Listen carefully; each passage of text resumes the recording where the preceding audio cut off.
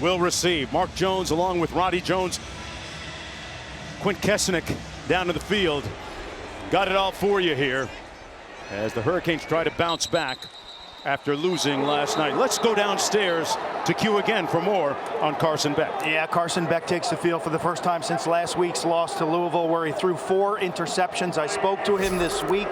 He's relying heavily on his experience. Remember, he's 29-4 as a starter right now. He's a 22-year-old, 6-year redshirt senior. He says he has simplified his life in terms of the circle that he keeps. He's shrunken that circle, relying heavily on his mom, Tracy. Says he doesn't draw his identity from the way he plays football. Let's see if the veteran can move forward.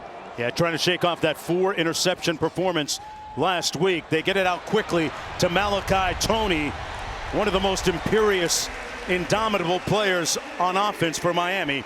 Got a good block from Tony Johnson, and it looks like he picked up just about enough for that first down at the 35. And a good way to get your quarterback who struggled a week ago going. Quick toss to your best playmakers.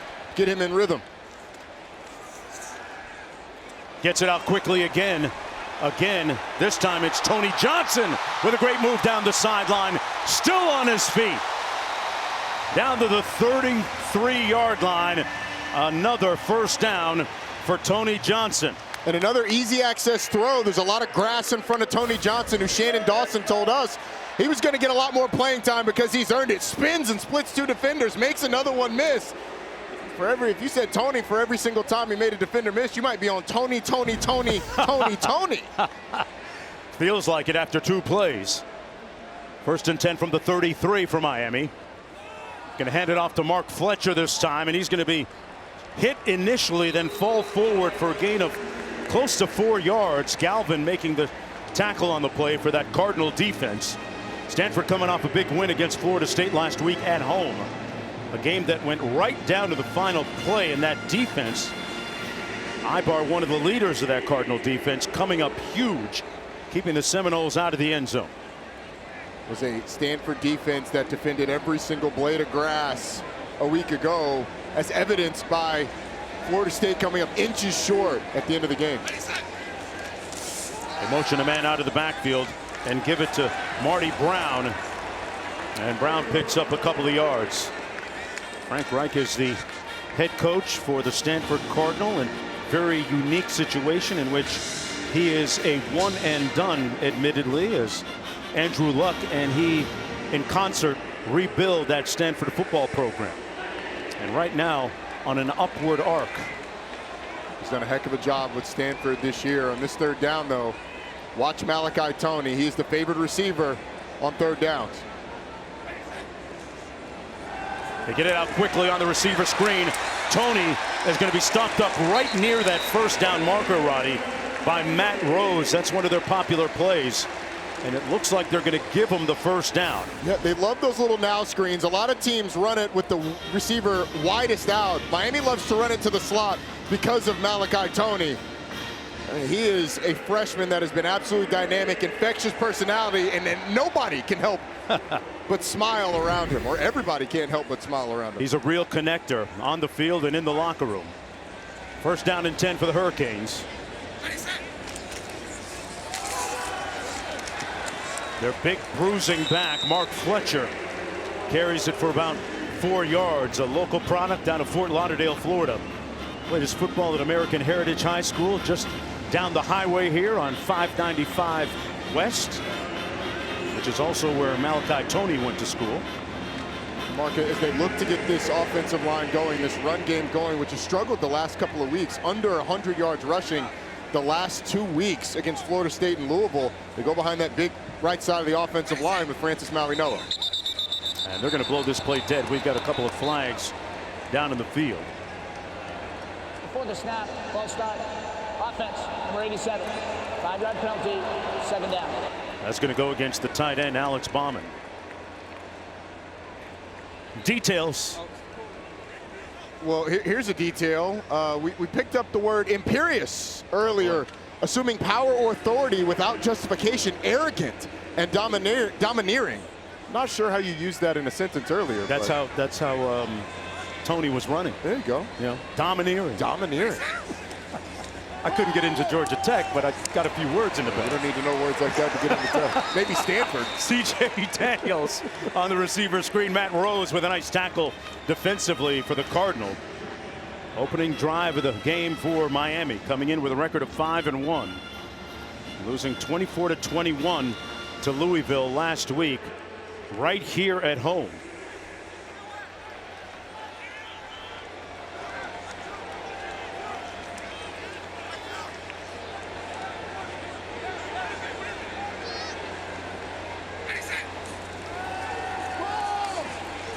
On 3rd and 13, Mark Fletcher here in Miami Gardens, Florida. Miami taking on Stanford as we welcome you to the action. Mark Jones alongside Roddy Jones, Quinn Kessenich down to the field. You just witnessed a 3rd and long, and Matt Rose for Stanford making a nice open field tackle on Mark Fletcher, setting up a field goal for the home team, the University of Miami Hurricanes, who are coming off a loss last week at home here against Louisville, their first defeat of the season, as Carter Davis comes in to attempt this field goal from 44 yards out. He is a perfect 6 of 6 on the season. And he pushed that one to the right. So Stanford dodges one there, and a moment ago Quinn caught up, and he showed us that habla español with head coach Cristobal. Coach, ¿cómo te recuperas? Bueno, yo fui criado por unos padres trabajadores y siempre me enseñaron a mí, para adelante siempre, para atrás ni para coger impulso. ¿Cuál es tu mentalidad esta noche? Todo nuestro esfuerzo, toda la jugada esta noche. Gracias. Gracias. Quinn, un hombre del pueblo, a man of the people. And, you know, it's interesting. He said, how do you come back after last week? He said that I was raised by parents who taught me to always look forward and never look back. And Quinn's second question was something along the lines of, how do you set that tone? And he said, well, we're going to need all of our players tonight. It's going to take all of our players to get it done. Mark Jones, Roddy Jones, tell me about. Offside, defense number 11 with contact. 5-yard penalty, first down. Coach Cristobal talked to us earlier this week, Roddy, about embracing the details. Your thoughts? Well, that's what Coming this off the Miami loss. program, yeah, that's what this Miami program is built on. Obsession with the details, and that's details that get you to success. And when you have failures, it's details on what you didn't do that led to those failures. Coach Cristobal has said they've taken ownership, and they're looking to bounce back today. In particular, the starting quarterback, Carson Beck, who threw 4 interceptions last week. That's Cole Tabb, running for about 2.5 yards on the play. Second down and 8. A look at some of the details that need to be rectified, especially the rushing game, which for consecutive weeks now wasn't what it was earlier this season, right? Well, Mark, the penalties too. We've already seen a false start knocked them back into 2nd and long and then 3rd and long, and then an offsides on the defense got Stanford into 1st and 5. And that's Cole Tabb picking up the first down for the Cardinal out to the 41-yard line. Keep in mind that this Cardinal team, as I mentioned, is coming off its biggest win of the season against Florida State last week at home. They've already equaled their win total from a season ago. They're 3-4 coming in, and Ben Gulbranson, their starting quarterback, was shaken up in that game last week against the Seminoles, but he gets the start tonight. Gets it out quickly, complete to arguably their most dynamic offensive player, Sam Roush. Look at the numbers on Gulbranson. Was knocked out with a knee injury late in the first half a week ago against Florida State, and Elijah Brown came back and led them admirably, but Ben Gulbranson has gotten better and better and better as he's gotten more comfortable in this offense, as this offense has found its playmakers. There's a look at Tabb trying to hit the corner and brought down by Thomas. Let's take a look at that injury last week that Gulbranson suffered. The Oregon State transfer right there on the sack by the Seminoles. Elijah Brown came in after that point midway through the second quarter and finished the game victoriously for Stanford. Eventually had to be taken off the field or off the sideline on a golf cart, but good to see him out there with that knee brace on a big 3rd down. Pressure coming by the Hurricanes. They pick it up, and they're going to be close to the first down. Wonderful tackle on Farrell right near midfield Interesting. Do you go for it here? Let's see how close they are. Well, you've got two blitzers that go up the middle for Miami. Stanford does a good job of picking it up, and yes, Stanford will go for it here. And they're going to pick up the first down. Cole Tabb straight ahead between the tackles as the Cardinal brought in a couple of extra tight ends. First down and 10, Stanford. Good surge by the Stanford offensive line, just creating a little bit of space for Cole Tabb, who's filling in due to an injury to Micah Ford. He got hurt a week ago. He's not available today. Cole Tabb was great, though. A lot of real estate here. Got a good block on the edge. Tabb tap dancing down the sideline inside the 20, down to the 17. First and 10, Cardinal. Much like last week, Louisville's got this defense of Miami on its heels right. Yeah, it's a counterplay, and the linebacker, the defensive end, gets too far up the field. Cole Tabb finds some space. And then poor tackling in the secondary, which we saw a week ago against Louisville, leads to a big gain for Stanford. 28-yard gain. They run it into the boundary. Tabb again. Stopped up at about the 18 by Lightfoot. What do you think that win for Stanford did against Florida State for their collective confidence? It gives you proof of concept. Florida State is a brand name school and a really good football team this year, albeit they're struggling. But Stanford has been close. They were in that SMU game, one-score game into the fourth quarter, then got away from them. They lose by 24. They've battled at times this year, had opportunities to win. That time they were able to get over the top. And Andrew Luck is incredibly excited about the future of this program because of the foundation that he and Frank Reich are laying. Cole Branson over the middle, incomplete in traffic at the 7-yard line. C.J. Williams, the intended receiver, setting up a third down and 10. And the passing game, Roddy, is where Stanford has improved the most since you and I last saw them at BYU several weeks ago. It really has, but the thing is, you get in these third and long situations against Miami, you've got to block their front. Akeem Mesidor was a game time decision. He's not out on the field right now, but Ruben Bain is. Ruben Bain, one of the best pass rushers in the entire country, right there on the edge of the defense. Keep an eye on him. Well, Branson completes the pass inside the 10. Irvin swerving down the sideline, close to the end zone, and pushed out of bounds. Well, they're going to spot it where he stepped out of bounds back at the 9-yard line. This is a homecoming for Irvin. Good move here for 8 yards. And a good decision by Ben Gulbranson. See exactly where he stepped out, right near that yard marker. Good call. See that the right foot, or the left foot, right there on the line. It's a good call by the officials, but enough for the first down. And what an opening drive for Frank Reich and this Stanford offense.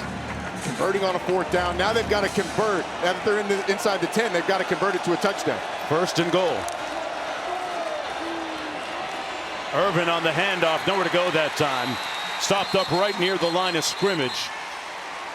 Armando Blunt was the first one to get there, number 18, out of Miami Central High School. The former Miami Central Rocket making a nice play there. It'll be second down and goal for the Cardinal. This is the 12th play of the drive coming up for Stanford. C.J. Williams splits to the bottom of your screen. Here's their best receiver.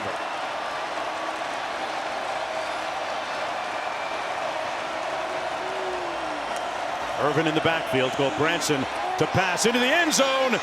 Caught and touchdown by Caden High.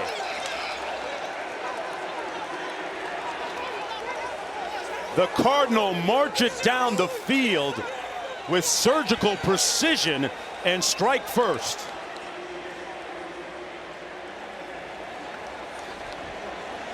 That's how you open up a ball game after flying across the country 3,000 miles. No doubt. And how about the quarterback, Ben Gulbranson?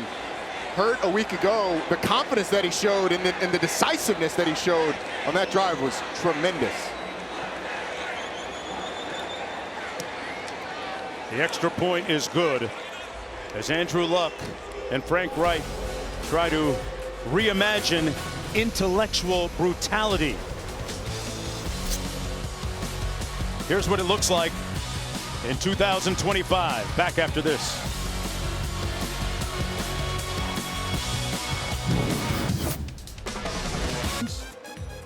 It's always going to be Carroll City, folks. Here at Hard Rock Stadium, Mark Jones, Roddy Jones, and Quinn Kessenich down to the field. An impressive beginning drive by Stanford to start this game on their opening possession. They take it all the way into the end zone. This is Keelan Marion, top current returner in the conference a year ago for BYU. Gives the Hurricanes good starting field position. The Magic City aglow at night.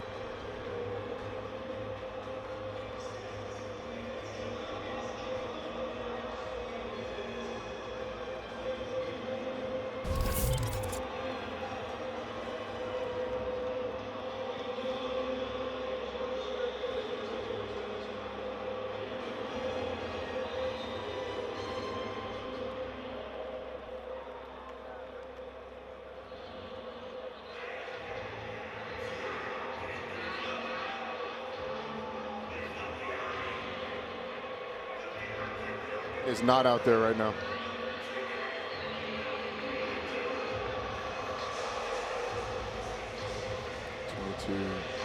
O.J. Rican. Welcome back, everyone, to Hard Rock Stadium here in Miami. The Hurricanes with possession of the football, but trailing 7-0 after that opening drive for Stanford. The first time they got offensive possession. First down and 10 for Miami. Mark Fletcher in the backfield. Malachi Toney in motion. They give it straight ahead between the tackles to Mark Fletcher. Let's go down to Q. Q, a different look in those uniforms. I know sometimes it's hard. You flip in the dials and you're not sure who's playing. This is an alternative uniform from Miami. It's a camo uniform, an honor uniform. You see the Marine camouflage jerseys with the stenciled numbers, a military honor, and a positive acknowledgement by this program to those who serve. I also like the helmets, all black with the silver U. Different look for the guys from Coral Gables. That pass complete near the first down. Good catch by Joshua Moore, who's a guy that they're looking to target a little bit more. What kind of grade are you giving the uniforms, right? Supporting the troops, so I think you have to give it 10 out of 10. I'll go 10. Would I pick it personally? Well, probably not. Probably not. The number's a little difficult to see for us up here. The thing that's going to be interesting, though, with this Miami offense, this is a Stanford defense that has 4 backups playing in the secondary. Colin Wright, starting corner, was probable for this game. He's not out on the field right now. Aaron Morris is out. Jay Green, one of their starting safeties, is out. And Mitch Lieber is out for the first half due to targeting. 4 backups, including a freshman starting in the secondary for Stanford. Big changes back there. Beck gets it out for Toney, incomplete at the 30. He overshot Malachi Toney. Eckhart was back there defending the safety, and it sets up a second down and 10 for Carson Beck, who was a perfect 5 of 5 for 47 yards on that opening drive. That was his first incompletion of the football game there. And Miami on that first drive struggled to run the football. They also had a costly turnover. How stingy and how stubborn will they be running the football? Well, they give it to their big back again. That's Jordan Lyle this time from St. Thomas Aquinas. And he picks up a couple of yards. Mario Cristobal is a former offensive lineman. He likes smash ball, doesn't he? Between the tackles. He does, and he likes the dividends that it pays late in the game in the fourth quarter. The thing is, though, Miami last week against Louisville was behind. They were down 14-0 by the time they ran their 4th offensive play. And so they weren't able to lean on that defense. You're Stanford, though. You got to cover this guy, Malachi Toney. He's their big target all the time, but especially on 3rd down. Beck downfield trying to give Toney a shot, and boy, they had a malfunction at the junction. Toney wasn't even in the neighborhood, and another incompletion for Carson Beck. Lonnie McAllister back there in coverage. One of those freshmen for the Cardinals. So Stanford's defense gets off the field again. And it's pressure right up the middle by Clay Patterson that's able to cause that. I mean, Clay Patterson's lined up right over the center, and it's going to be him versus James Brockemeyer, the center. And he just powers his way into the lap of Carson Beck before Carson just throws it up, a hope and a prayer to Malachi Toney. Joyce with the punt from his own 26. Thorpe fields it for the fair catch at the 15-yard line. Will be 1st and 10 from Ben Gulbranson, the quarterback for the Cardinal, after that 47-yard punt. We'll be right back in a moment.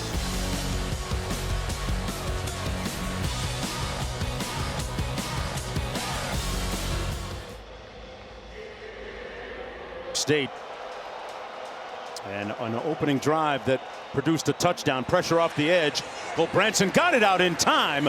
Out to the 21-yard line to Sam Roush, who makes his 2nd catch of the game. He picks up 6. Wow, what a throw by Ben Gulbranson, and it wasn't pretty, but he's got Keontae Scott all up in his grill, just slides a little bit to his left and almost pushes it to Sam Roush to set up 2nd and 5. Gulbranson 5 of 6 passing for 31 yards. They keep it on the ground this time to Tabb, who in that opening drive ran the ball 6 times for 44 yards. Looking at a 3rd down coming up here. All right, now Miami defensively has to find a way to get off the field. Stanford was excellent on that first drive on 3rd downs, going 1 of 2, but with a 4th down conversion as well. So essentially 2 of 2 in conversions. 3rd down and 4. Sam Roush tends to be one of the targets.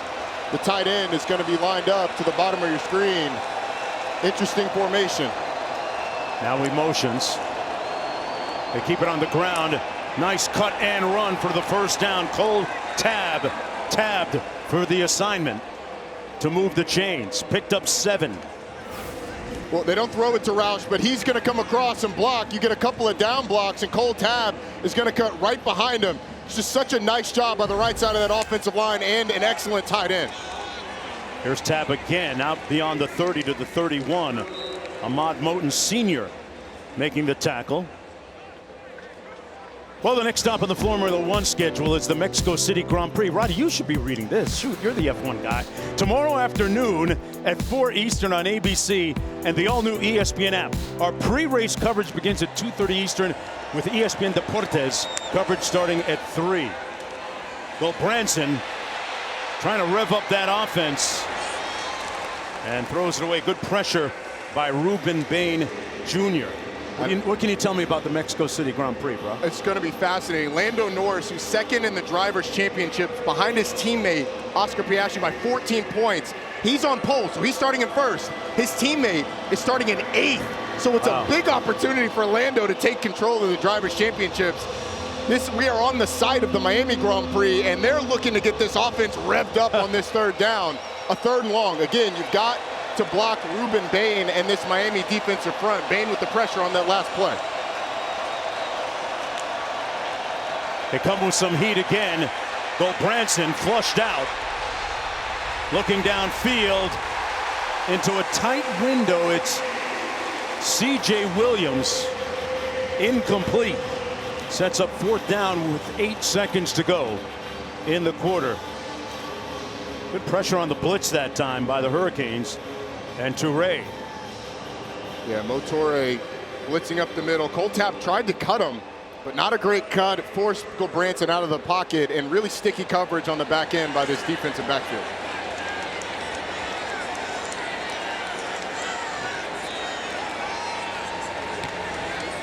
Flintoff with the punt. Malachi Toney watches it bounce at the Miami 35 up to the 37-yard line. That's going to do it for the first 15 minutes. Frank Reich's know about the coaching change and the coaching search. One, Coach Reich's doing an amazing job, and he's given this team everything he has, and it's amazing. And these boys, these young men are responding. Our coaching staff are doing a heck of a job, and I think we're a great football head coaching job. And I think head coach of Stanford football is an amazing job, and we'll find the right person. What has your role been at practice and on the sideline? You seem like you're very much involved. I am involved. I love this thing. This program means a lot to me. This university means a lot to me. These young men mean a lot to me. Our staff. And I help out where I can. And it's during game day, it's head cheerleader. And let's get them going. Well, in the words of former Stanford Cardinal defensive back Rod Gilmore, our former colleague here at ESPN, Stanford has the most high-profile ball boy in all of college football. And let me tell you, Mark, Marion with the catch. The way he has reinvigorated this university, and the way they think about football has been tremendous. Nice run between the tackles. They finally find a crease on the interior. That was Marty Brown with a nice run for the Hurricanes. Yeah, it was a nice block by Matthew McCoy, but Andrew Luck has changed the way Stanford thinks about football. I think the realities of the new era of college football, with realignment, with the transfer portal and NIL, Stanford was slow to adopt to, but he has done an excellent job fundraising. You know, there's rumors that he has raised hundreds of millions of dollars for the Stanford program. We know about a $50 million donation, but that is certainly going to help them into the future. Hurricanes again keeping it on the ground. That's Jordan Lyle. Look at now they are embracing the transfer portal. A year ago, they had single digits. It was 4 transfer portal players, up to 17 this year on the farm in Stanford. Jordan Lyle stopped up right near the line of scrimmage by Tafiti. Setting up a 3rd down now for Miami. Tell you what, Clay Patterson has had a heck of an impact early in this game in the interior. They've lined him up over the center. He's been over the guard, but he's been penetrating from multiple spots. And now it sets Miami up in another 3rd down, 3rd and medium. This is an area of the field where Miami could run the ball or dish it out to one of their playmakers. Malachi Toney, CJ Daniels are the 2 that they love to go to through the air on 3rd down. Shamar Brown in the backfield. He gets the assignment, and he's going to be stopped up short of the 1st down. Brought down right at the line of scrimmage by Hunter Barth. Looks like the offense is going to stay on the field here on 4th and 4. Hunter Barth is on the backside of this, and he's just going to knife through and make this play. It is such a nice job by the linebacker. The linebacker's on a little cross dog run blitz. One linebacker crosses the center space, Barth right behind, and a big 4th down early in this game. And 4 to go. They're 7 of 11 on the season on 4th. Beck gets it out. What a catch. It was behind Toney just as he turned around to make the catch. Wow. How in the world does he catch this? I mean, he barely has eyes on it. As soon as he comes out of his break, the ball's already in the air. When he turns around, he just instinctively sticks out that left arm and is able to wrangle it on a 4th down on a play where Carson Beck's saying, "Toney, save me." Malachi Toney does again. Beck tipped at the line of scrimmage and almost intercepted by the Cardinal. McAllister couldn't quite squeeze it. And it sets up a 2nd down and 10. That hit the hands, Mark, of 3 different Stanford players. Anthony Franklin tips it at the line of scrimmage. Tevarua Tafiti tips it at the linebacker level. Oh, boy. And then Lance McAllister, the freshman who's getting the start in the secondary, drops it. I mean, that is it's a crucial mistake, and almost Carson Beck's 5th interception in the last 2 games. 2nd down and 10. They keep it on the ground, and Brown falling down. Roddy, I got to ask you, as we take a look at some of the interceptions from a week ago, he threw 4 of them against Louisville. Well, I don't want to correct, because yes, he did throw 4. He really threw 5, and one of them was called back due to a roughing the passer. And look, all interceptions aren't created the same. There's a story behind each interception. There was a wrong route, an underthrown ball, the receiver not fighting for it, trusting Malachi Toney. There's different reasons for those interceptions. Truth of the matter is, though, 4 of them, that's a bunch. Fletcher in the backfield. Beck delivers a strike at the 30-yard line to Joshua Moore, the 6'4" freshman from West Broward High School. Picks up 8. Right, I want to go back to the running game for the Hurricanes. They have been obstinate about running it between the tackles in particular. How much diversity do you see in the running game? And is it a problem? I mean, early in the season it wasn't. They haven't changed this run game a lot. Okay. They're just not in sync right now. Here on a 4th and short, do they trust it enough to run, or do you put it in the air again? It looks like you're going to get man-to-man from Stanford. Blitz coming. Beck gets it out, and the incomplete pass for C.J. Daniels. Looks like they were going to convert, but Daniels couldn't squeeze it.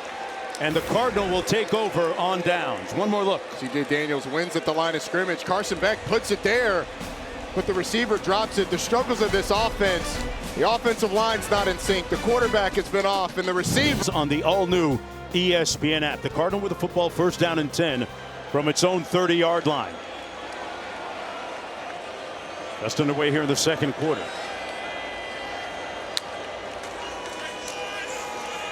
Straight ahead. That's Cole Tabb, who has gotten the bulk of the carries so far for the Cardinal. Picked up about 4 on the play. I'll tell you what, Mark, this Stanford offensive line is starting to open up some massive holes. And they have a few times. It feels like if Miami hasn't been able to penetrate with their tackles, there's been a lot of room to run for Cole Tabb in this Stanford offense.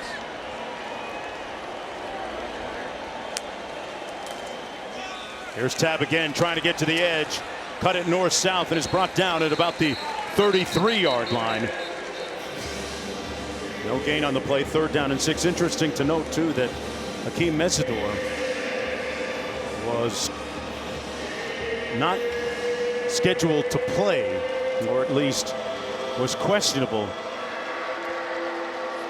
Yeah, we're told he was a game-time decision. Was not listed on the ACC's football availability reports this week, but we were told yesterday that he was questionable to play, and he has not been out there. Now Stanford's got to find a way on 3rd down. That's a big key to their defensive line, pardon me. 3rd and 6. Irvin in the backfield. Bain coming off the edge and dropped at the 37-yard line, intended for Roush. Pass might have been a little bit low, but appeared to be catchable.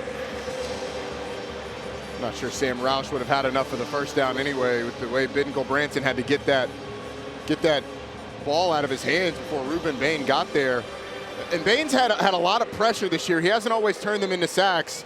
A lot of that is because teams have been getting the ball out of their hands quick, but that time it didn't work out for Stanford. Hayden Flintoff averaging 43.6 per punt this season. Punting it to Malachi Toney back at his own 21. A high spiral, and Toney watches it go out of bounds at about the 28. It'll be 1st and 10 for this, so far, a rhythmic and impotent offense for the Miami Hurricanes. 37-yard punt. It'll be 1st and 10 coming back the other way. We're going to take a timeout. Come right back to the Magic City in just a moment.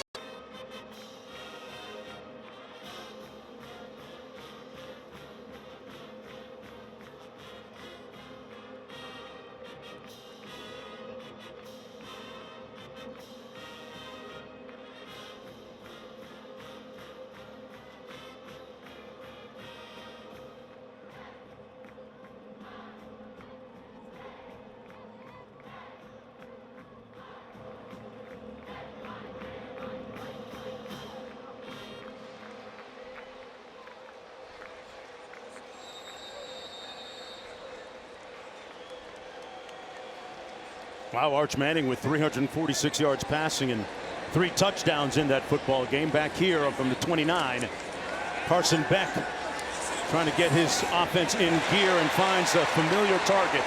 Malachi Toney with the 1st down, working against Darius Davis as we look at the SEC standings. What do you make, partner, of what's happening in the conference right now? It seems like it's wide open. Alabama escaping with a win today. How about Ole Miss going to Oklahoma, coming out of there with the win, and the big showdown in Baton Rouge going on right now. Lofton, a big tight end with a catch close to the 1st down.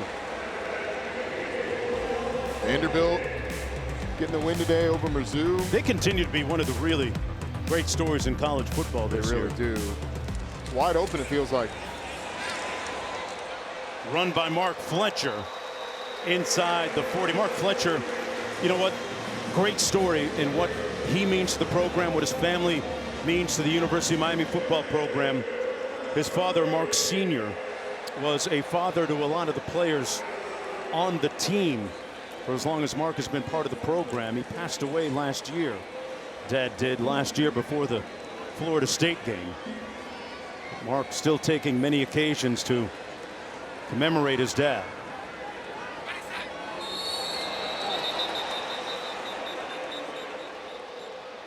Flag down on the field.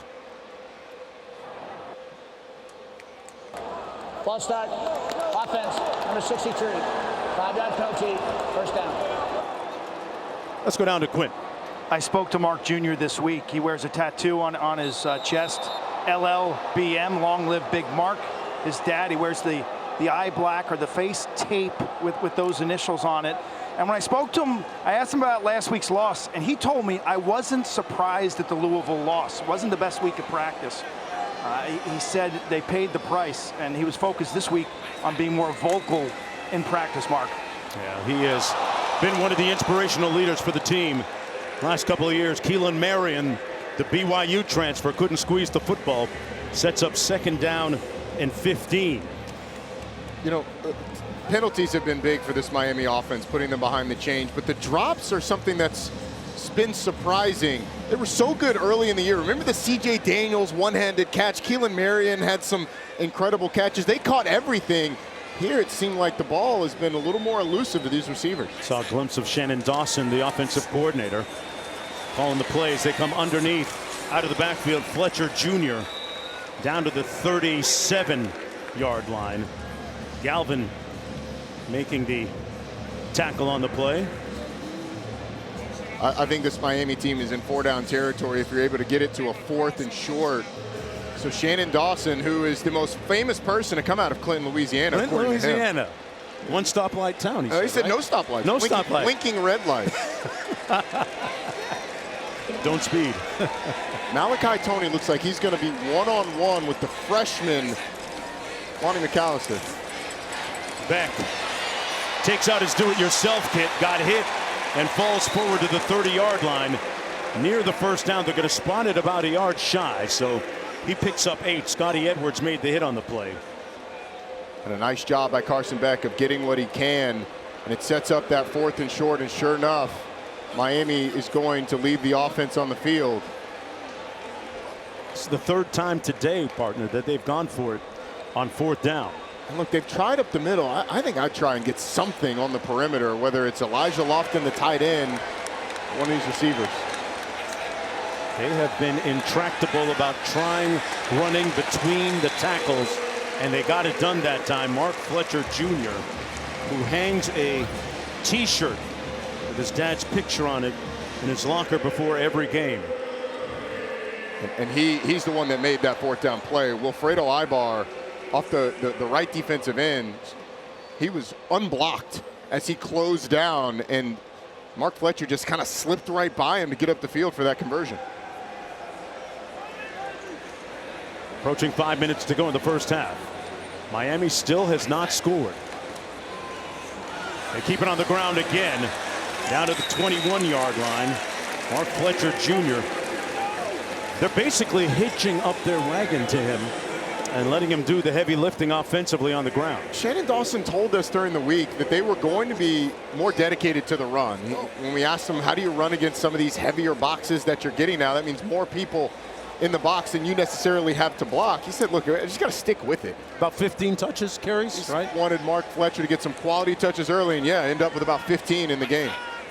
On 2nd and 4, Fletcher again. Off tackle, going to end up a yard shy of the first down, picked up 2 with under 4.5 minutes to play in the first half. Mark Fletcher, just part of the backbone of the type of players that Mario Cristobal is in, and able to keep here in the greater Miami area, Broward County, Dade County, Palm Beach County. Mark Fletcher played at American Heritage High School, as did Malachi Toney. Of course, they've hit on some portal guys. They line up out of the eye. Little ISO lead football, and Fletcher is going to be close. He will get a auspicious spot there. It looks like they're going to give him the first down based on that mark. But boy, Roddy, that was close. Yes, it was. Miami brought in extra offensive linemen to line up in the backfield. Remember, that line you see on your screen is just an approximation. Brought in one of the backup interior linemen, Seyo Alofaituli, to try and lead up in there, but it was really the defensive line of Stanford that stood up the offensive line of Miami. If Mark Fletcher got this, it was off sheer determination, will, and second and third efforts. Going to bring out the sticks and measure. We don't see this a lot. I mean, he is hit well in the backfield and then kind of falls forward. I mean, you can see the helmet is maybe past the sticks, but I don't know where the ball is. Can't see the ball, so the spot is what matters, and it is a nose that he got it by. Didn't make it by much. Mario Cristobal's offensive line rolling up their sleeves and playing some smash ball. Well, let's talk about another word that you're throwing out there. This is 1 1/4 at this point, Mark. Auspicious can. I'm excited tonight. To success. I'm excited tonight. Auspicious favorable spot would be a favorable spot. Usually I hear inauspicious. Take off the in and get auspicious. There you go. Hey, you're the hey man. You had that 1500 SAT. Don't even. No, that's our producer Kim Belton, who went to Stanford. There it is. 1st and 10 from the 17. They get it out quickly and nowhere to go for Lofton, the tight end. Brought down immediately by Colin Wright. Good tackle out there on the edge. Good to see Colin Wright out there, who's probable for this game. This is an uncompetitive rep from C.J. Daniels. I mean, the cornerback runs right by him. Elijah Lofton's got no shot. It looked like Daniels was looking inside maybe, and then Colin Wright was past him. That's it. Strange. That's a double minus once you get graded. Colin Wright was banged up, didn't practice much this week. Good to see him out there. 2nd and 12. Toney in motion to the top of your screen. Now they give it to him on the jet screen, and that was well read, but he made a miraculous comeback, kept his balance, and Toney has done it again. Moves the chains for the first down. 1st and goal. This is why it's about players, not plays. I mean, this play is dead to rights, but the player makes the offensive coordinator look good, because on the report, on the play-by-play report, it's going to go down as a Malachi Toney explosive play. But Stanford had it defended. The excellent freshman, who's been the best freshman receiver in the country, he makes it right. Guy who is a local legend. That's a 2-minute timeout. His father played in the NFL for Washington. All right, back here from just outside the 5-yard line. 1st and goal for the Hurricanes. This is the 13th play of their drive. Send the tight end in motion and keep it on the ground inside the 5. Mark Fletcher again. Feels like Mark Fletcher starting to get lathered up a little bit. They've been dedicated to the run. That offensive line has started to create a little bit more space for the running back. And the running back, you know, sometimes it takes time to kind of get into the rhythm of a game, and you have guys that need carries to start to be as effective as they can be. Mark Fletcher has 10 carries already here in the first half. Lofton in motion, off the play fake into the end zone. Incomplete. Daniels couldn't get his arms underneath it, and he's going to ask for a review of it. It was an incomplete pass. It'll be 3rd down. Not sure he can do that. It's not basketball. It's not basketball. I don't know what he's looking at. But you look at the safety in the corner, and both of their eyes are in the backfield, and no, there's no way he caught that. No, sorry, C.J. Daniels. It was a nice attempt, but you can wave your finger all you want. Yeah. But both the safety and the corner's eyes are in the backfield, and C.J. Daniels just slips into the back of the end zone, and Carson Beck just misses the throw. Pulls up early, tries to get it to him. Wow. Can't quite get it out there. It was open. We're going to stay right here. We have a replay review. They are going to look at it after all, as implied. The ruling on the field is that it was an incomplete pass. There's another look. We've got a pretty good look at it. We're going frame by frame here, and I think you can see it's between the arms there. Let's bring in Jerry McGinn, our rules analyst. Jerry, what do you see on this play? Tell you, Mark, from the first look, it does appear that the ball hit the ground, and the ruling on the field is an incomplete pass. So they would need indisputable video evidence to overturn this. I don't see this happening. I mean, there's the ball, and I think you can see it's between the arms of C.J. Daniels. It's on the ground. And so you're gonna have a 3rd down and goal from the 5 setup. Yeah. It's a good stoppage by replay to look at this. It's closer than it first appeared. After further review, the ruling on the field is upheld. It was an incomplete pass. It'll be 3rd down. Good that they looked at it at least. 1:20 to go. Yeah, Andrew Luck knew right away. The thing is, it gives Miami a timeout, essentially. I mean, the clock was going to be stopped anyway because of the incomplete pass. Right. Miami gets to go to the sideline and regroup. So 3rd and goal from just inside the 5. The question is, if you're Mario Cristobal, don't get this, and you're going for it on 4th. But that's it's a prospect that they will answer after this play. The bunch to the bottom has Malachi Toney and Keelan Marion in it.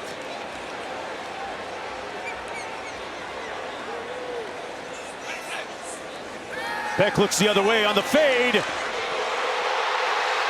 Caught Daniels. And there's the payback. Touchdown Canes.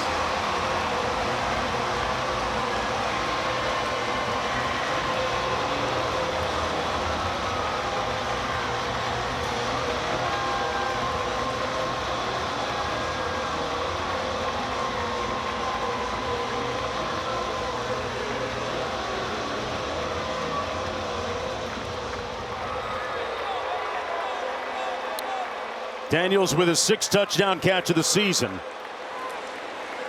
And Beck with his 12th touchdown pass of the year. Took almost an entire half for the Hurricanes to put it in the end zone, but it finally happened.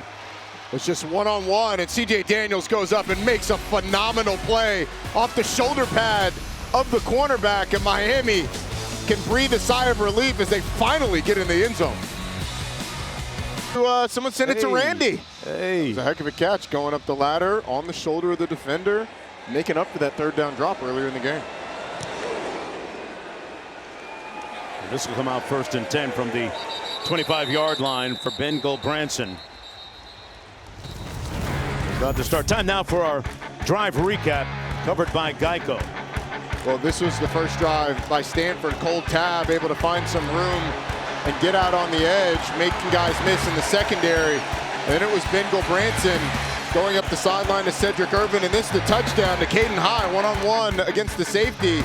Andrew Luck absolutely loves it, saying it's time. And now it's time for this offense. How aggressive will Frank Reich be with 3 timeouts, 1:15 on the clock before halftime? Starting from the 25. That's Irvin on the ground up to the 30.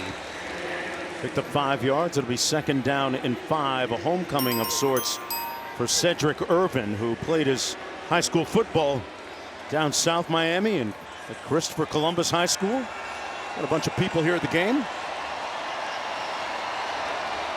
Under a minute to go in the first half. Rouse out of the formation, the tight end. Tell you what, saw him on the field. Roddy, you and I were both down there pregame. He looks the part of an NFL type tight end. Yeah, he certainly does. And this is an interesting situation. Stanford's content to let the clock run before trying to get this first down. Mario Cristobal is as well.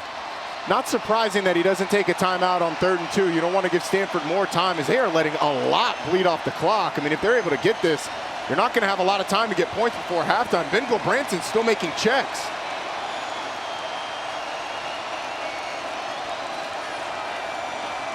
Five on the play clock. This has been completely mismanaged by Stanford if you're trying to get points. Well, Branson delivers incomplete at the 46-yard line, and that's going to be the end of the first half of play intended for Bryce Farrell. Poyser broke it up. Florida State in their victory only played a quarter and a half in that game.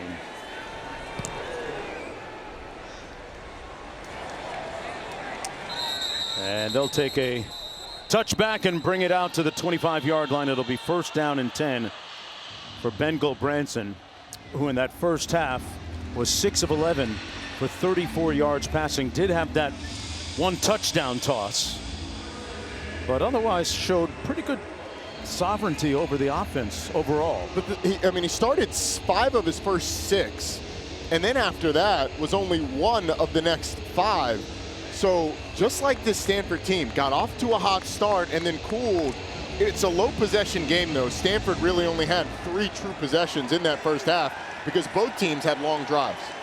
Low possession, does that favor the Cardinal? It does.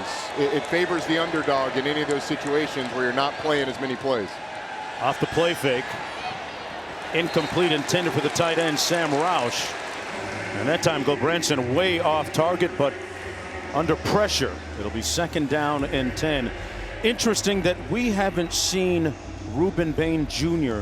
sack the quarterback yet. Has he gotten the amount of pressure on the quarterback you thought he might at this point? He's been getting pressures, but Stanford's done an excellent job with Sam Roush in particular of keeping a tight end to that side and chipping him in pass rush situations so he's not able to have the get off that we're accustomed to.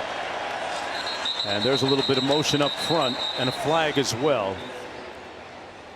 David Blade Jr. moving prematurely.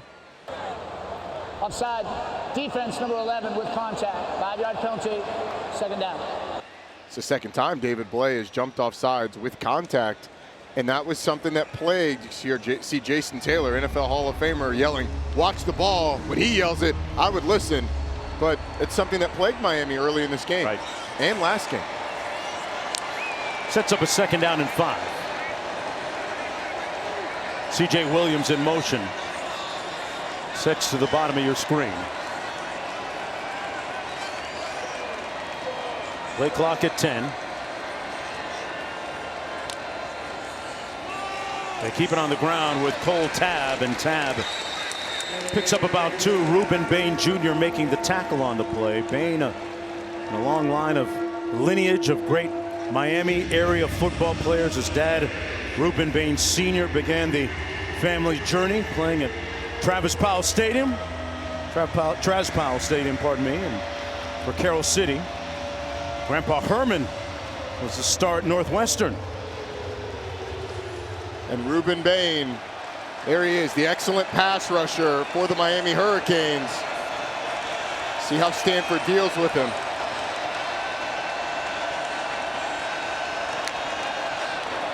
On 3rd down, Gulbranson gets it out for the 1st down. Good catch and pattern by Farrell. And they move the chains. Wides the crowd on the 8-yard gain. We got a blitz from the field, so what does Ben Gulbranson do? He just throws it to the other side away from the blitz where there's a lot of space. Nobody gets out to the flat for Miami. It's really good job of recognition by the quarterback. You have numbers to the boundary with that bunch formation, blitz from the field. You just toss it out and get an easy 1st down. Up to the 40-yard line, 1st and 10. Bain coming off the edge. Almost had Gulbranson, who throws it out of bounds. I don't think he got that past the line of scrimmage. No. I'm not 100% sure he's outside the pocket either. This is pregame with Ruben Bain working with Jason Taylor, the NFL Hall of Famer. And he almost had a sack there. Look at the power on this one. It just tosses Jason Taylor like he's a child almost. But the referees are discussing now. And they drop the flag. It's going to be grounding. Yep. Intentional grounding. Offense number 15. The quarterback was outside the box when the pass did not cross the line of scrimmage. So lots of down for spot of the foul. The 2nd down. Yeah, and Gulbranson, I mean, he gets outside of the pocket, so there's no worries there. But Ruben Bain gets around the corner, spins back, and then Gulbranson, you got to get this ball past the line of scrimmage. It looks like a punt coming out of his hand. It does not get past the line of scrimmage, and so it operates effectively as a sack because it's a loss of down at the spot of the foul, setting up 3rd and very long.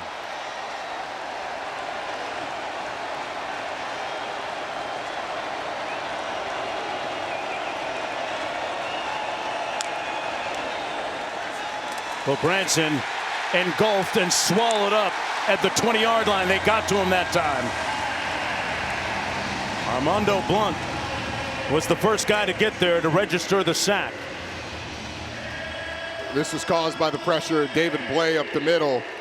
The defensive tackles ends up getting around 2 blockers. He's just going to get around the center and the guard to force Ben Gulbranson up in the pocket. And then Gulbranson is kind of protecting himself for his life. Armando Blunt finishes him, and now I think you're just going to see a handoff from Stanford and punt the ball away. Well, Branson on the receiver screen, complete to the edge. Good catch and run by High, but not nearly enough to pick up the first down. Deontay Scott making the tackle on the play for the Hurricanes, and it's 4th down coming up for the Cardinal. And Miami should get pretty decent field position after this punt. There's a look at Malachi Toney, who last week, one of his wonderful plays was a laser of a pass on a 2-point conversion against Louisville to bring the Canes a little bit closer late in the game. Flintoff the punt from his own 16. Toney on the return of the 30. Malachi Toney on his feet. Toney down to the 40-yard line. And there's that good field position, courtesy of the freshman.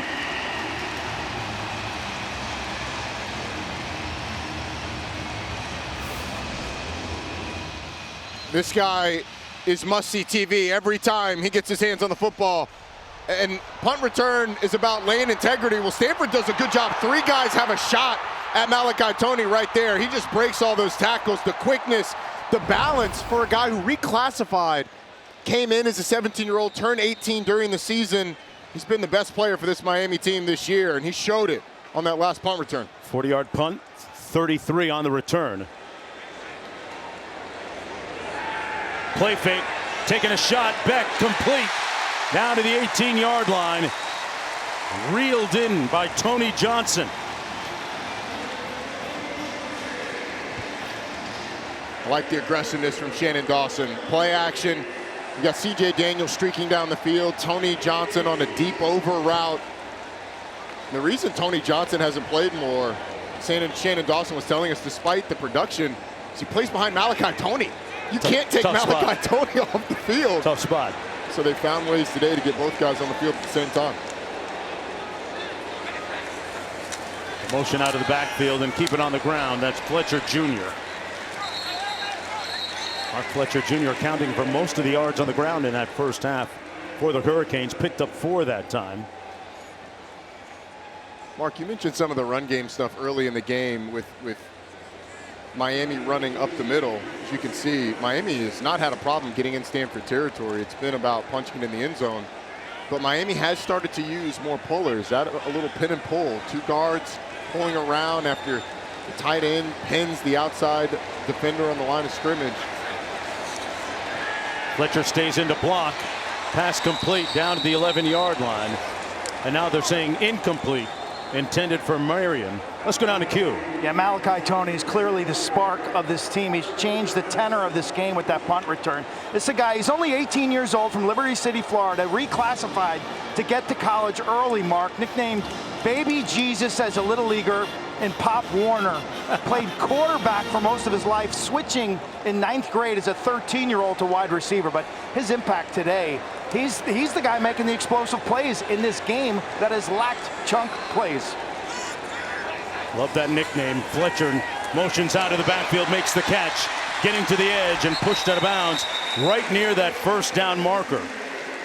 Got a good block from Lofton on the edge. It's a well-designed play. Stanford just doesn't get enough bodies out to the perimeter to help with Mark Fletcher. And the motion out creates a formation. You got 3 receivers over there with a 3rd defender for Stanford. It was way deep in sort of a cover 2 safety range, and it took him a while to get up, so he wasn't able to get the ball carrier before Mark Fletcher got the first down. They run it straight ahead. No signal. They're going to mark it short of the end zone. Fletcher ends up about a foot or 2 shy of scoring. 6-yard gain. 2nd and goal.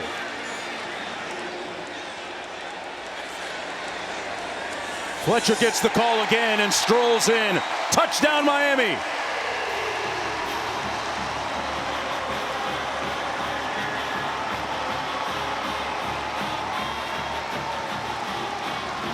It's been a while since the Hurricanes led a football game, going back to last week against Louisville. It's their first lead in the last 6 quarters.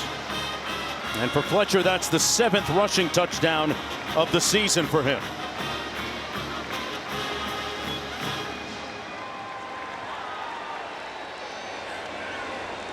But this all started with that electrifying punt return of 30 yards by Malachi Toney.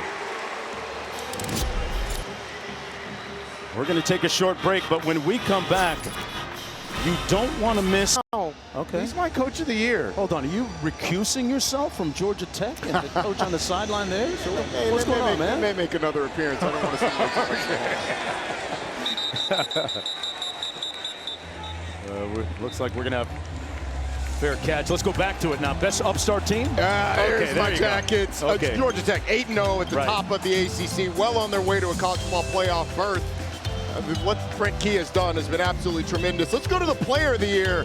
Talked about Indiana. It's Fernando Mendoza. His performance at Oregon was phenomenal. He's one of the top quarterbacks in the country. And then how about top rook? We're watching him tonight. Oh, easy call. Malachi Toney, best wide receiver, best freshman in the country this year. His punt return set up that last touchdown. Now the defense surging as a result. That's going to be a loss of a couple of yards.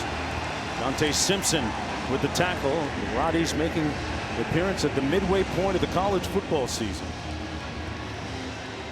And the interior of this defensive line has started to give Frank Reich's offense a little bit of headaches. Yeah. David Blay on that last drive. Dante Simpson, the freshman, appeared on that one. By the way, we're coming back to the Roddies at the end of the year to just receipt check. I don't know. We don't need to check receipts. Receipt checks. Check receipts. Let's just let it ride. 2nd and long. Cole Branson incomplete for his tight end, Roush. Boy, there was nobody near him, but they couldn't make the connection. Sets up 3rd down and long. It may have been tipped at the line of scrimmage. Yeah, I think it was actually just a little bit, if anything, by Ahmad Moten. That's a game that, I mean, that's a play that Sam Roush would love to have back. Would have set him up in a 3rd and manageable. Here's a 3rd and long, and the pass rush of Miami is the most important thing to take care of. And it's not just Ruben Bain that's ended up in the backfield. It's been the interior as well. Getting a little noisy at Hard Rock. Bain coming off the edge, a flag thrown. Cole Branson under heat, got rid of it, incomplete. But the right side of that offensive line for Stanford was under heat. Ruben Bain Jr. was coming. He had smoke. Got his weight up to 275 pounds this year through disciplined nutrition. Bengal Branson limping. Remember, he left the game last week against Florida State. Holding, offense, and penalties decline. Defense takes the result of the play. It's 4th down. Deferred to discussion. There is no foul at the end of the play. Now, that's a lot of human landing on top of you down there. Yes, it is, especially those legs. It's Elijah Brown, the backup quarterback. But Ruben Bain off the right side. I mean, watch the get off as he just beats Khalil House off the snap. House has to grab Bain around the neck, and he still almost gets the quarterback. Ruben Bain bringing him to the darkness. He was born of the darkness, molded by it. He merely adopted the dark. love that. Malachi Toney back. Eschews the fair catch. Looking to make a little bit of magic. Malachi magic in full effect. Another spectacular punt return down to the 31-yard line. His nickname going back to high school is Baby Jesus. That's right. Revelations 1:14 says he had feet as if burnt in the furnace and hair like wool. It fits. Well, I don't know if anybody's been as explosive as Malachi Toney returning a punt in Revelations, but if it wasn't for Jacoby Thomas, he probably takes us for a touchdown, runs into the safety who's out there trying to block, find work. Toney collides with him, and it prevents him from making a move on the punter. How explosive is this guy, Unbelievable man? He's worth the price of admission. He's a freshman as the rain starts to come down here in Miami. 38-yard punt return.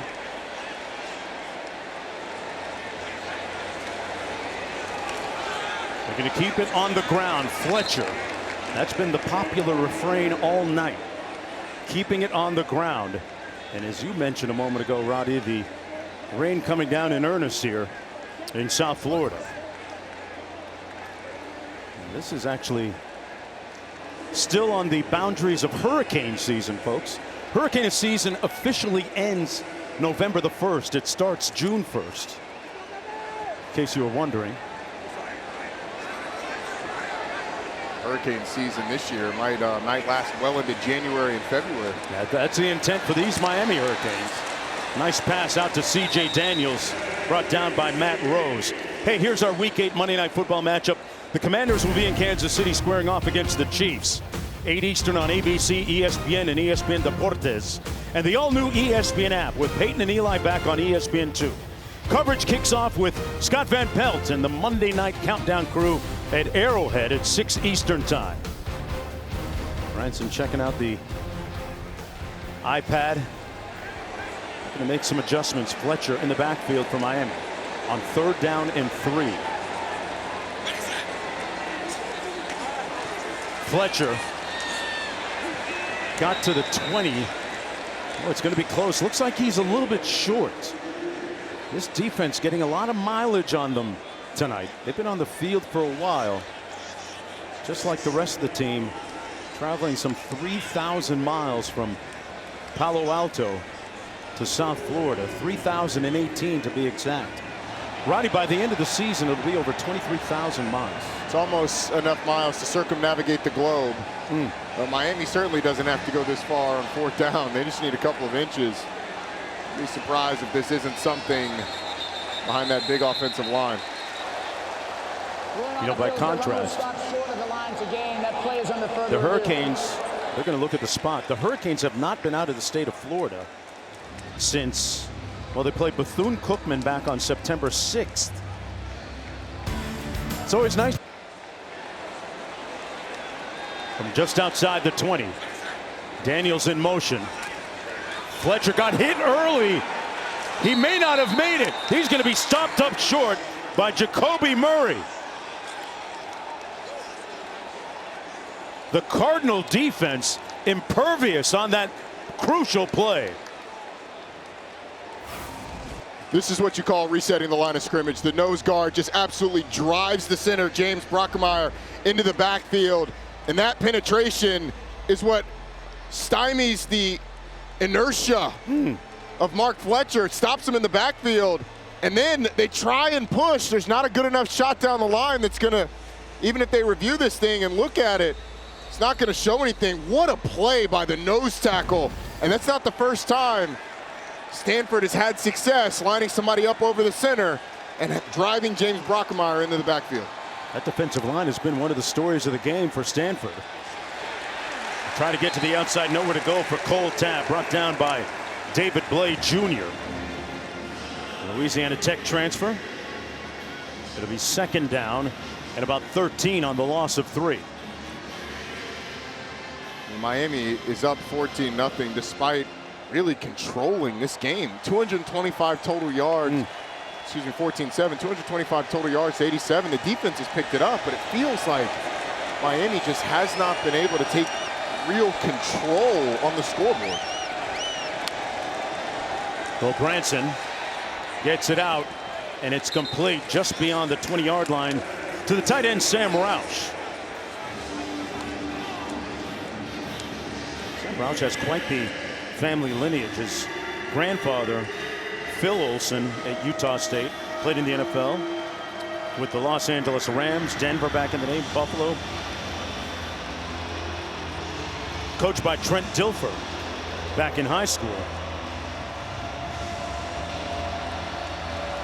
All right, what is Stanford going to do here to deal with Ruben Bain, who's been a terror as we've gone on in this game? He's lined up to the top. They're 3 of 10 on 3rd down. Well, Branson tipped, almost picked off, and a flag thrown. Poyser was there back defending, number 7 for the Hurricanes in the secondary. Might have arrived early. Pass interference defense, number 7. Ball be placed in the spot of the foul, automatic, 1st down. So the Cardinal will get the first down on the pass interference. It's frustrating for the safety because he's breaking on the football, but he does get there early. He drills Caden high in the back. And so if you're the safety and you're breaking on it, you know the ball's not going to be there by the time you get to the receiver. You have to find a way to avoid that contact, and then you'd be able to pick the ball off if you can get around that receiver and snag the football. Under 5 minutes to go. Branson taking a shot one-on-one, and incomplete at the 33, intended for Farrell. Second down and 10. One of the few times that we've seen Stanford take a shot and try and take the top off the defense. Keontae Scott was back there in coverage. It was good coverage by Scott. And you're right, Mark. We haven't seen Stanford do that a whole lot. A lot of that reason for that is the coverage has been pretty good, and those low percentage throws puts them in second and long. Second and 10. Tabb bottled up immediately. Time now for the Aflac trivia question. Folks, it's a good one, as always. How many Super Bowls have been held at the venue currently known as Hard Rock Stadium? Glad they said currently known as, which gives us a couple of names ago. I believe when I played in it, it was Landshark Stadium. Okay. And then I remember Joe Robbie Stadium. Yeah, there you go. That's a great question. I have no idea. I'm going to give a guess. After this third down, this 3rd and 10.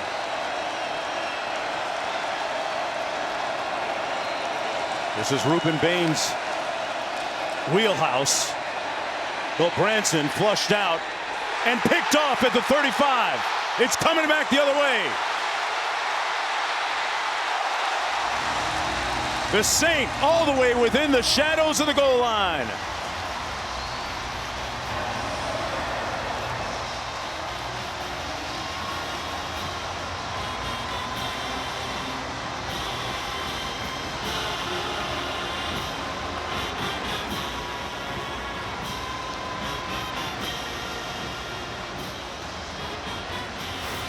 Well, this is started by Ruben Bain. Remember the last third down, he beat Khalil House with speed. This time, he starts up the field and just goes underneath. House probably gets away with a hold as he grabs Bain, but it forces Branson out of the pocket. Basaint reads the route combination, gets his eyes on the quarterback, and gets under the throw, and ends up setting up Miami on the doorstep of a touchdown. Basaint, another one of those local guys, Miami Central Rocket, where he played his high school football. Out of the eye this time. Fletcher dotting the eye on 1st and goal. Fletcher Jr. Touchdown Hurricanes.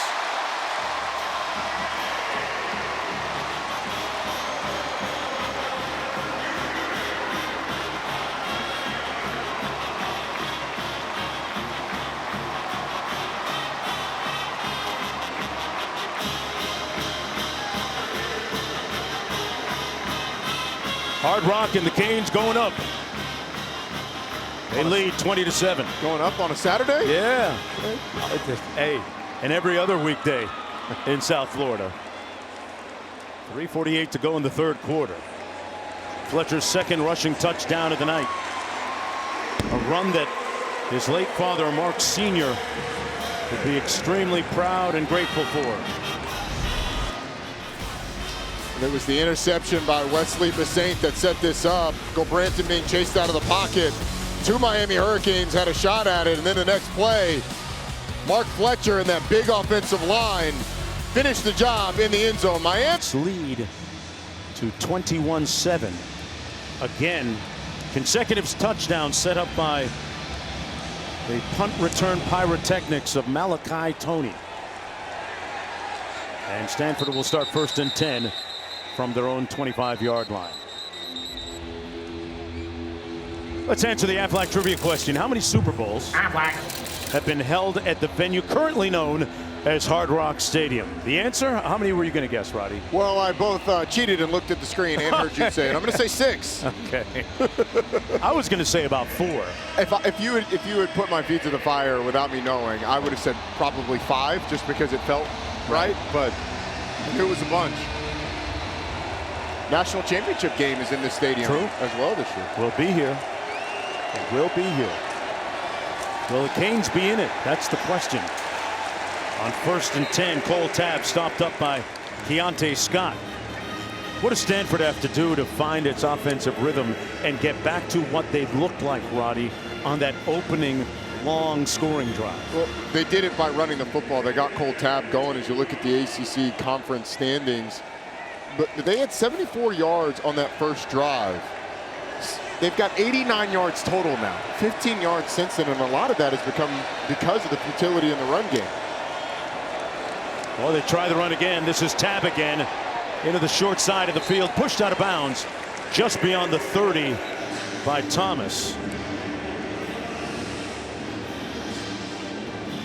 Clock running as we hit 3 minutes to go in the third quarter. Stanford takes on Miami this week, and then they'll be at home against Pittsburgh next week in Palo Alto. Love to see Stanford dial up something where Ben Gulbranson can get the ball out of his hands quick, as this defensive line for Miami has started to look a lot better. Well, Branson got the requisite protection and got picked at the 44. Xavier Lucas this time.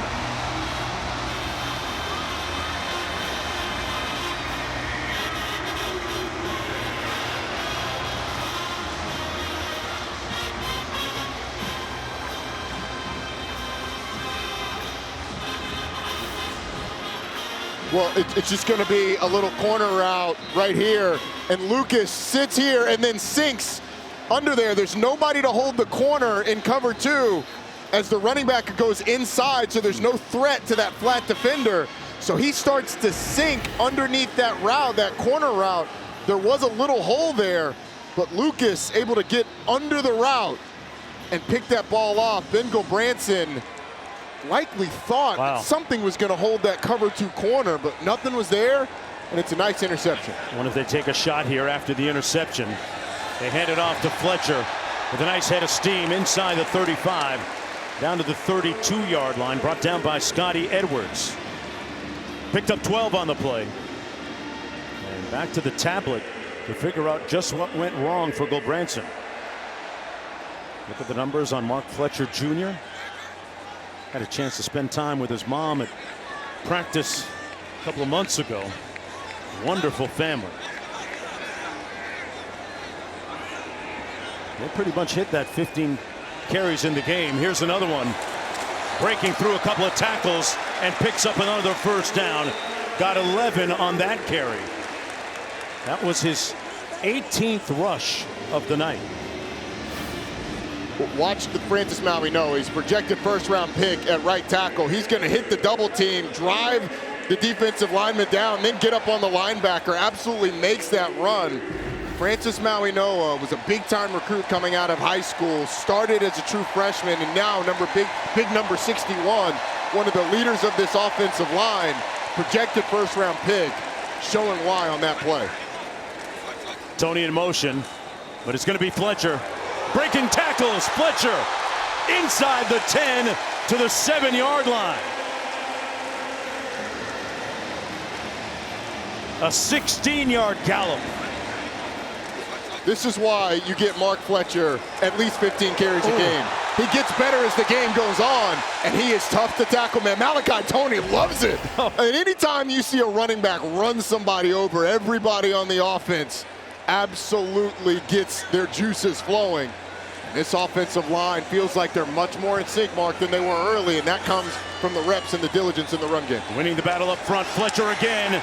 Touchdown again. Hurricane score.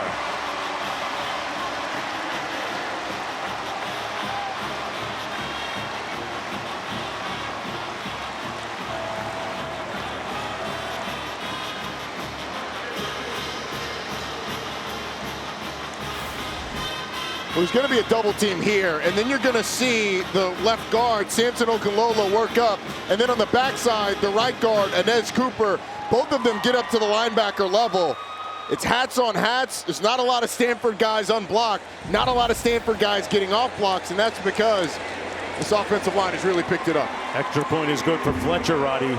Man, that's a lot of paint that it takes to get the front of that chest, but he is here and he is living moss. He is a Category 4 on his own.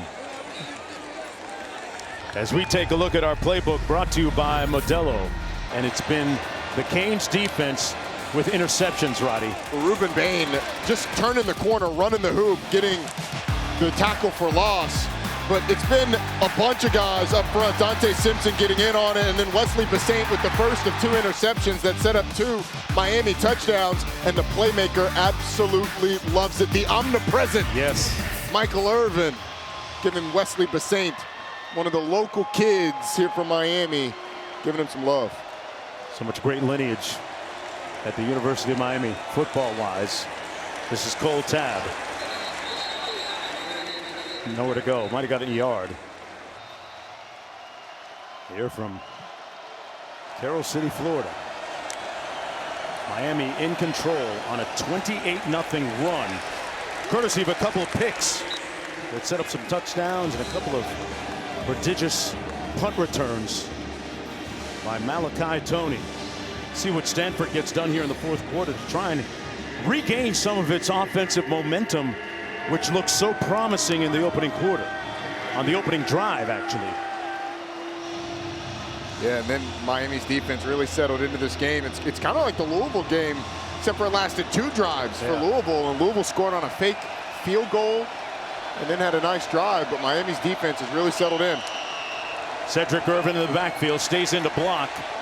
Behind his receiver, incomplete, intended for Farrell. And in a blink, it'll be 4th and long. Stanford's offensive line is lucky it didn't get called for a hold, because Ruben Bain was on a stunt. He looped inside, and Emeka Ugorji, all he could do is grab Bain around the neck to prevent him from getting to Bengal Branson. Are you intimating he was holding him? I'm intimating. I'm not intimating. I'm accusing. I think that's pretty factual. Flintoff with his 5th punt of the night. Toney watches it bounce harmlessly at the 33 and takes a Cardinal bounce all the way down to the 24-yard line. Will be 1st down and 10 from there. Let's go back to the studio, guys. ¿Qué pasó?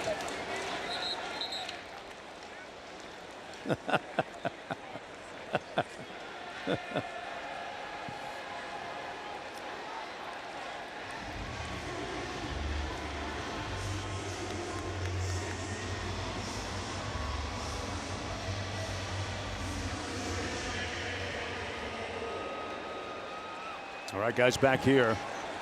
28-7. Mark, you heard the game-winning touchdown catch. Emmett Mosley, that's Stanford transfer. Emmett Mosley. Yikes. So they might use him right now, right? They absolutely could, but it's kind of what's happened with Stanford. The transfer portal has really historically worked one way, although it's starting to work more in the other way with them bringing in more transfers. Fletcher out to but as he's gotten more healthy, he has shown flashes of why they wanted him so bad. Fletcher again, this time stopped up a little bit behind the line of scrimmage. Let's go back to that, though. When you talk about Stanford, one of the patterns, Roddy, that we've seen since the inception of the transfer portal is Andrew Luck. I knew I was overdoing saying that. Andrew Luck tries to stem the tide of it and the hemorrhaging of people leaving. A lot of players have left having earned their Stanford degrees and then go play football elsewhere because, I mean, let's not fool ourselves. That Stanford degree is worth quite a bit in the real world. Yes, it is. Could even become a TV producer like our guy in the truck.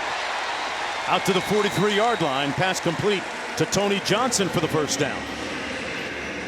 Kim Belton, our producer, former Stanford grad, former Stanford Hall of Famer on the basketball team. And Mark, part of what Andrew Luck has done by bringing in the amount of money and fundraising that he has, he's building the ability for Stanford to be able to retain players like Emmett Mosley and David Bailey, because those are excellent cornerstones of your program. And when Texas comes calling, it may not all be about money, but some of it is about money, and you have to be competitive with those schools when they try and come poach your guys. Great point.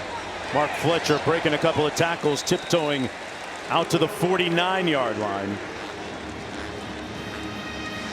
Now let's take a look at this week's college football rankings, brought to you by Prudential. So we were talking about some of the schools.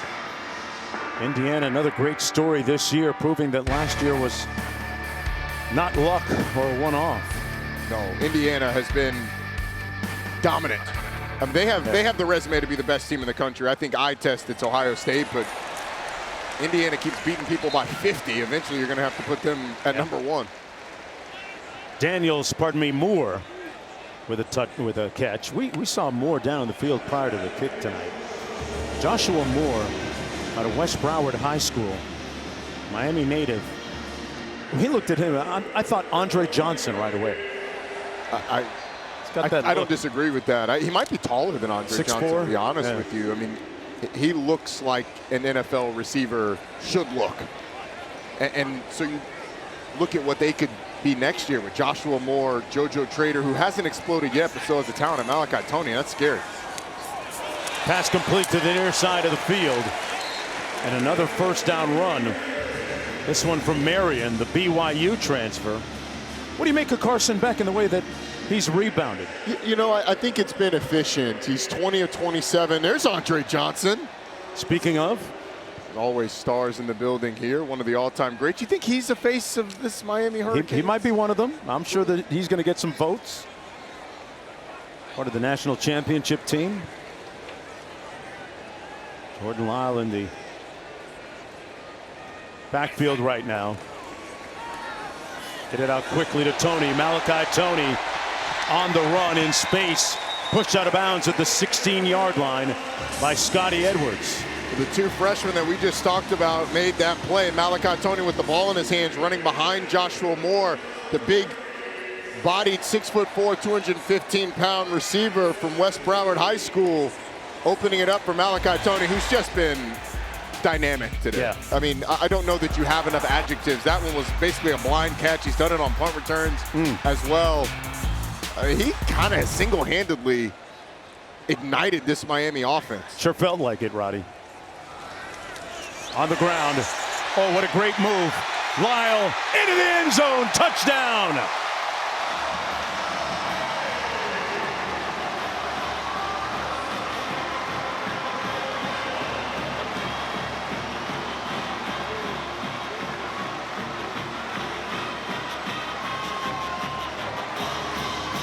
The flood has begun in earnest.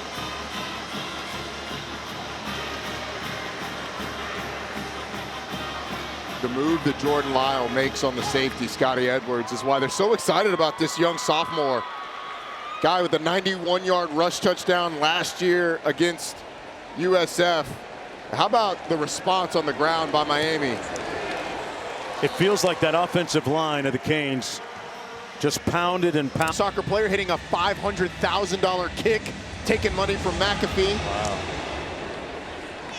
Gonna have to cash that insurance policy, it looks like, huh? It's gotten very expensive on McAfee. He keeps upping the ante. I mean, I'm not pocket watching, but hey, now a quick word from Verbo. As your host, I have some rules. First, no showers longer than 5 minutes. This isn't a spa. That's the rule. Meanwhile, at a Verbo, get the vacation you expect, and never a hovering host. First and 10 for the Cardinal from their own 25-yard line. Miami Hurricanes on a 35-0 run. Elijah Brown has come in at quarterback now. He finished the game last week against Florida State, coming in midway through the second quarter after Gilbranson was injured. He's going to hand it off on the reverse on his first play, and Caden High is going to lose about 7 yards. This Miami defense has made it tough to go up the middle, so they try and go outside, and they make it tough to go there too. Is Elijah Brown, who's a big-time recruit coming out of Mater Dei High School, one of the premier high schools in all the country, 2 state championships there, 6 of 12 last week for 71 yards, and just enough to beat Florida State at home. It's a little bit of a battle back in the fall for QB1 spot. Brown had some arm issues that hindered his chance. On second and long, gets it out. Pass complete at the 23. Nice run by C.J. Williams out near the 30, brought down at about the 29, picked up 11.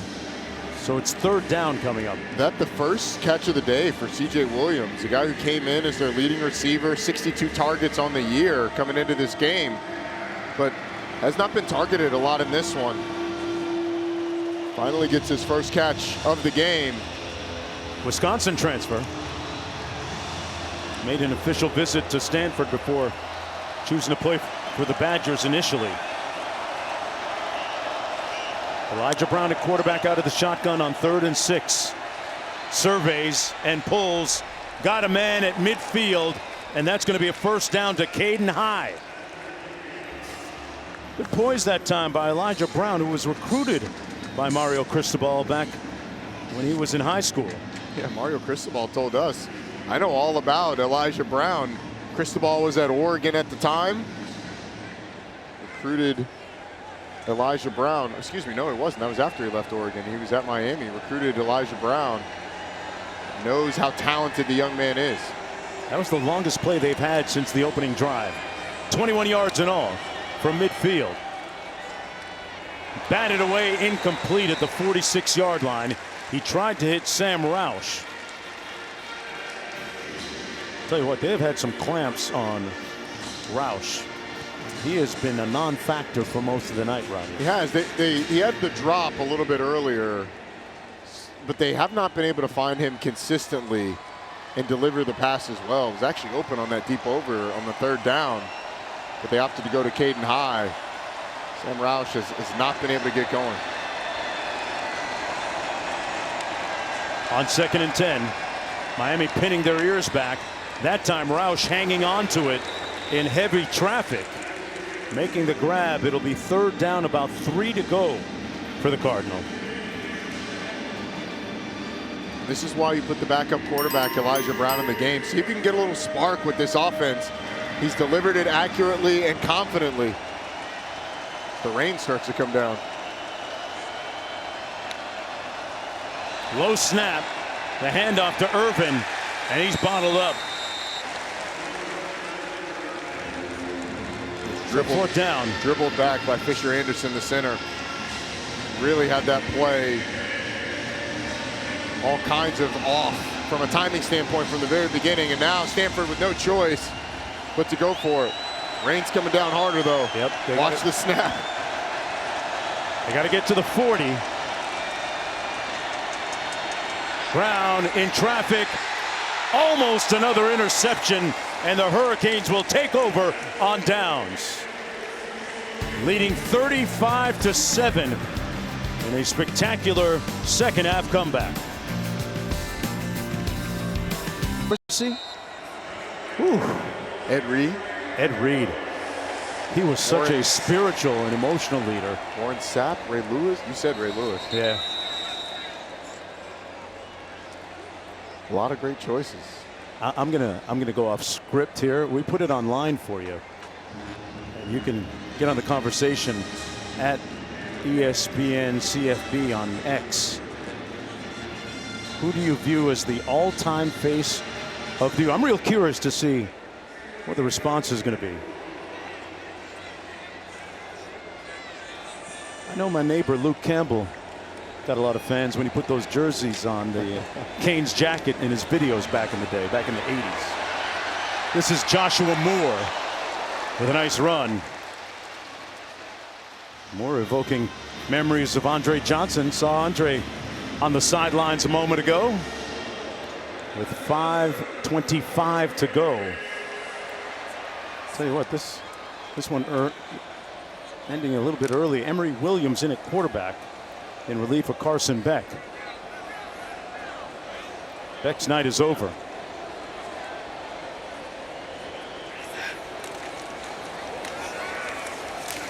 And a nice run that time by Whitley Humphrey. Tell you what, at this pace of game, I can make the 7 a.m. service at Antioch Missionary Baptist Church about 7 blocks away. Get 8 hours of sleep. That's my congregation right there. That's my people. We heard a smattering of displeasure early in this game with Miami's dedication to the run game. Yes. the reason that you do it is for the dividends that it pays later in the game. And with the control that Miami's defense had, they have been rewarded because it has worn down this Stanford defensive front. And as much as Miami fans want this team to be a team that's going to win and put up 50 points every week, throwing the ball around, sometimes being a team that's built by the offensive and defensive lines is going to start a little ugly before it gets pretty later in the game. That certainly has paid dividends for them. Humphrey again, this time stopped up by Williams III. As we approach 4 minutes to go. There's looking Mark Fletcher Jr. did a great job running the football today for the Hurricanes. 23 times for 106 yards, averaged over 4.5 per carry. And his physicality really showed up in that third quarter. I mean, running over people as he got into the flow of the game. You know, a lot of things in sports, it's about rhythm. Yep. And rhythm in the run game is something that people don't talk a lot about. They just expect you to go out there and start running the football well. Between the tackles again. That Stanford defense felt like the walls of Jericho here in the second half. 4-yard pickup.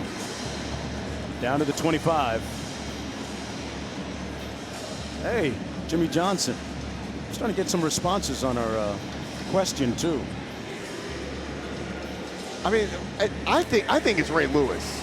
You think it's Ray? I think it's Ray Lewis. What he meant to this program when he was here, and then obviously the prominence that he had in the NFL.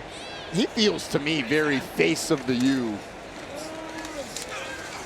There's a lot of guys. I'm a Lamar Thomas fan. Yeah, you know, really a heck of a player. Yeah, made some big plays. And my favorite was Gino Ed Toretta. Reed. My favorite was Ed Reed. Yeah. His speech inside locker rooms is always going to get you moving. Now the offensive coordinator at Chambly High School. Okay. It's the high school that I went to. Yeah. Ah. Got a kid on the team. Okay. Howard Schnellenberger with his pipe that he used to regularly leave at a recruit's home and come back later to retrieve it as part of his recruiting tactics. Down to the 2-yard line, pardon me, the 12-yard line. Willis McGahee. I mean, he had a bunch of great players. When come through the doors, Clint Portis, Melvin Bratton, and Jimmy Johnson. I would give it out of bounds, inbounds, out of bounds. You'd give it to Jimmy Johnson. You're winning the vote right now. So your president right now, Joe. Yeah. Just he thinks it's you or Jimmy because you guys kind of set the pace. You set the tone. Right, but I'm just doing what I can do. Jimmy poured into everybody, you know, and I'm talking about not just on the field.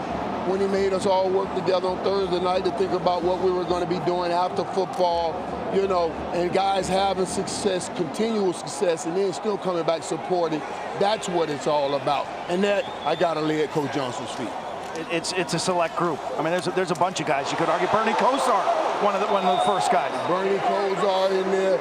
You know, listen, we got Warren that have gone on. The Edge. Stabs, Ray Lewis, the Ed Reed, the Jerome Browns. I miss Jerome Brown. I want to always give him his love for what he did and what he started here.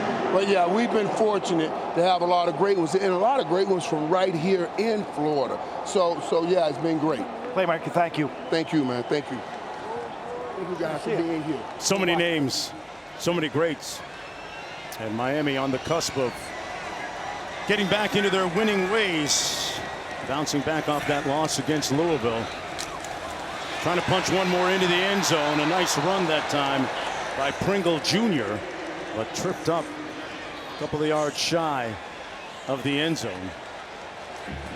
Less than a minute. Emory Williams going to take the snap. They're going to run it and score the touchdown. Pringle Jr.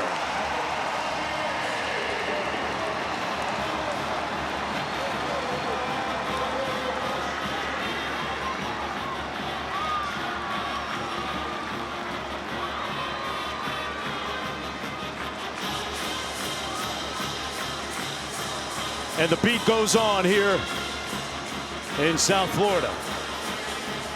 as the Hurricanes lead it 41-7 with the extra point to follow.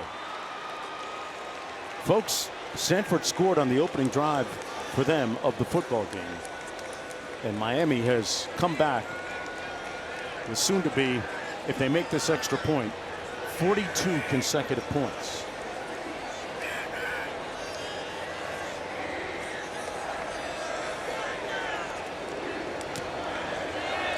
It's good. A very favorable schedule, staying in the same time zone pretty much.